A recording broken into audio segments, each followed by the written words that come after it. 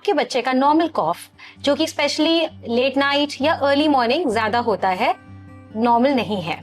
सोचिए, अगर आपका बच्चा हल्का फुल्का खेलने पे थक जाता है, स्टेयर्स क्लाइंब करने पे थक जाता है, लेट नाइट या अर्ली मॉर्निंग स्पेशली बच्चा ज्यादा खांसता है, आप इसको बिल्कुल नॉर्मल समझ के या सीजनल फ्लू समझ के इग्नोर कर देते हैं। अगर बच्चा जल्दी थक जाता है तो आपको लगता है शायद मेरे बच्चा वीक है या स्टैमिना की कमी है। हो सकता है ये सब एक पैटर्न हो, पर parents most of the times in सब चीजों को इग्नोर कर देते हैं और तभी ये बात सामने आती है जब सिचुएशन वर्सन या सीरियस हो जाती है। नमस्कार, मैं doctor Anshita Jain, consultant pediatrician at Jain hospital Gurgaon. आज हम वर्ल्ड अस्थमा डे पे बात करेंगे बच्चों के अस्थमा का कफ कैसा होता है और हम उसको किस तरह से ट्रीट कर सकते हैं, प्रिवेंट कर सकते हैं और उसके बारे में अवेयरनेस ला सकते हैं। Now, why timely detection of asthma matters in kids? Asthma बच्चों के अंदर बहुत ही सटल साइंस लेकर आता है। अगर हम इनको इग्नोर कर देते हैं, आगे जाके वो काफी वर्सन हो जाता है। हम जब अस्थमा के बारे में बात करते हैं बच्चों में, it is the baby lung that we are talking about या developing lung. With each passing day, with each attack, with each cough, lung weak बनता है। जितने लंग्स वीक होते हैं तो पेशेंट्स हमारे पास आते हैं इमरजेंसी विजिट्स के अंदर, frequent emergency visits, frequent attacks होते हैं, ब्रीदिंग डिफिकल्टीज होती हैं।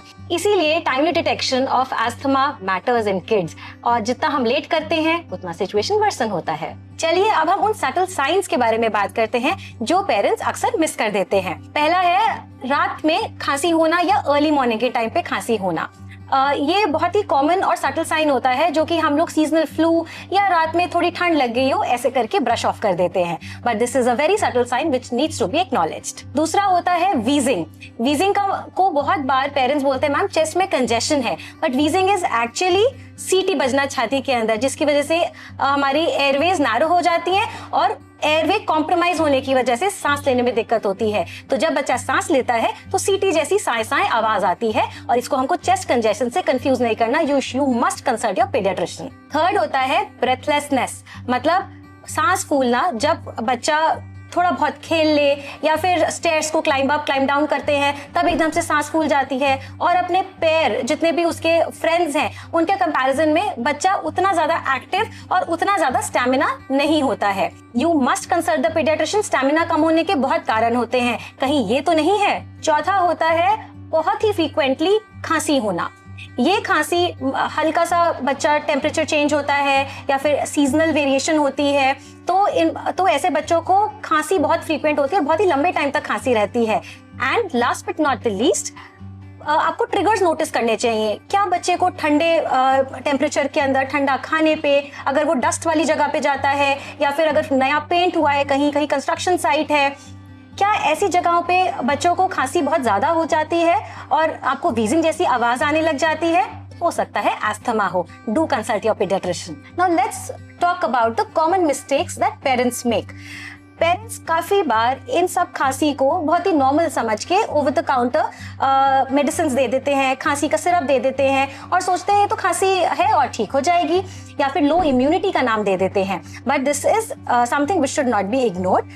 पेरेंट्स बहुत बार ट्रीटमेंट डिले कर देते हैं, डॉक्टर के पास नहीं जाते हैं। और तीसरा, इनहेलर अगर प्रिस्क्राइब होता है तो फिर वो इनहेलर नहीं लेते हैं और इसी डिले की वजह से बच्चों की कंडीशन वर्सन हो जाती है और वो काफी, जब कंडीशन सिवियर होती है तब हमारे पास आते हैं। Now what exactly is happening, ये होता क्यों है? तो बेसिकली अस्थमा के अंदर जो लंग्स की जो एयरवेज या जिनको हम लोग ट्यूब्स बोलते हैं वो सूज जाते हैं। अब आप खुद सोचिए, अगर ट्यूब सूज जाएंगे तो अंदर का रास्ता पतला हो जाएगा। हवा जब अंदर से जाएगी तो एक नैरो रास्ते से जाएगी। इसी वजह से नैरो पाथवे से जब हवा अंदर जाती है और वहीं से बाहर जाती है, उसी वजह से वीजिंग होती है या सीटी की आवाज आती है, जिसकी वजह से बच्चे जब वॉक करते हैं, टॉक करते हैं, सीढ़ियां क्लाइंब करते हैं तो उनको सांस लेने में दिक्कत होती है और खांसी बड़ी परसिस्टेंट होती है। अगर आपको ये साइंस अपने बच्चे में दिखते हैं तो आपको पैनिक नहीं करना है और इग्नोर भी नहीं करना है। You must consult your paediatrician और योर पल्मोनोलॉजिस्ट ताकि आपके बच्चे का ट्रीटमेंट और बेहतर तरीके से हो पाए। नाइट टाइम सिम्टम्स को इग्नोर नहीं करेंगे। एंड साथ में एक कफ डायरी मेंटेन करेंगे जिसमें डेट, टाइम, सिम्टम, रिलीफ कैसे मिला। हमको एग्जैक्ट फॉलोअप्स चाहिए होते हैं जिसके अंदर हमें पता चले बच्चे को कितने कितने फ्रीक्वेंटली ये खांसी के एपिसोड्स हो रहे हैं। इनहेलर अगर आपको प्रिस्क्राइब करा जाए तो इनहेलर अवॉइड मत करिए। इनहेलर बहुत ही सेफ चीज है और इनहेलर से ही बच्चों का ट्रीटमेंट होता है। That is the treatment of choice. इसकी आदत बिल्कुल भी नहीं लगती है। Now let's talk about prevention and daily care of asthma. Daily life के अंदर बहुत ही सिंपल से 2-3 स्टेप्स हैं जो कि अगर आप ध्यान रख लें तो आपके बच्चे को एपिसोड्स कम हो सकते हैं। अपने घर को डस्ट फ्री रखें और जहाँ पे भी पेंट नया हुआ हो वहाँ पे कोशिश करिए बच्चे को ना लेके जाएं। आप कोशिश करिए कि आपके पीडियाट्रिशियन के साथ जो भी फॉलोअप्स हो वो काफी रेगुलर हो और अपने अपॉइंटमेंट्स को आप मिस ना करें।